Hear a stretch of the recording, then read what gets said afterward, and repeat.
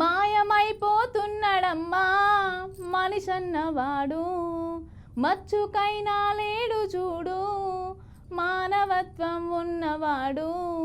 నూటికో కోటికో ఒక్కడే ఒక్కడు, యాడ ఉన్నడు గాని కంటికే కనరాడు, మాయమైపోతున్నాడమ్మా.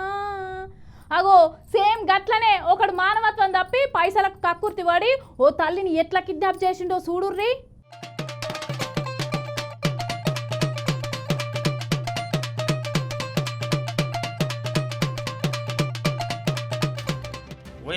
ఓయమ్మనే పంచాది కొట్లాట గట్టిగానే అవుతున్నట్టుంది కదా. ఏమిటికి కావచ్చు? ఇద్దరాల మొగల పంచాదా, భూమి పంచాదా, ప్లాట్ కాడి గొడవనా, ఏం అర్థమైతే లేదుగా. ఇగో ఆడోళ్ళు వెనక మర్రా ఇగో మగ మనిషి ఉండు ఒక చిన్న పిల్లగాన్ని ఎత్తుకొని అక్కడ పోతుండు. స్కూల్ పోరగాళ్ళు సుతవురుగా ఏదో కాగితాలు పట్టుకొని కత్పలు పట్టుకొని అక్కడ రుక్తుర్రు. ఇగో ఈ మెయిన్లకెళ్ళి కార్లకెళ్ళి గుంజుతుంది. ఎవరిని కావచ్చు? ఒక ఆమె ఇంకొక ఆమెను ఎక్కిస్తున్నది. అరే ఏం పంచాది ఇది. పోరడు నెత్తి కొట్టుకుంటుండు. ఎందుకని కావచ్చు మొత్తుకుంటున్నాడు. చూద్దాం రర్రి. ఈ కథ చెప్తే తారీఫ్ చేస్తారులా మీరు. వ్యవసాయం కోసమని అప్పు చేసిండట కొడుకు.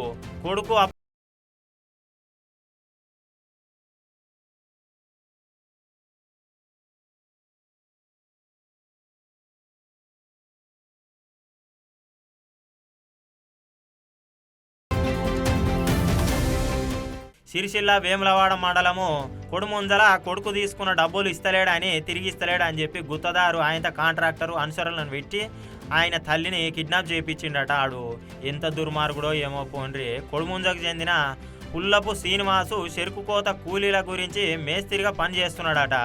అయితే మహారాష్ట్రకు చెందిన లాల్ దేవకర్ అనే కాంట్రాక్టర్ దగ్గర 3 లక్షల రూపాయలు తీసుకున్నాడట ఈ శ్రీనివాస్ అనే రైతు. ఇక కూలీలు రాకపోయే వరకు ఇక మహారాష్ట్రకు చెందిన లాల్ దేవకర్కు శ్రీనివాస్కు మధ్య బాగానే గట్టిగానే వాగ్వాదాలు పంచాదులు అయినాయట. అటెంక దేవకర్ అనుసరులు బుధవారం నాడు కొడుముంజ గ్రామానికి వచ్చి శ్రీనివాస్ భార్య అజ్ఞ ఆయన కుటుంబ సభ్యుల మీద దాడి చేసిరట వాళ్ళ తల్లి మీద సుత.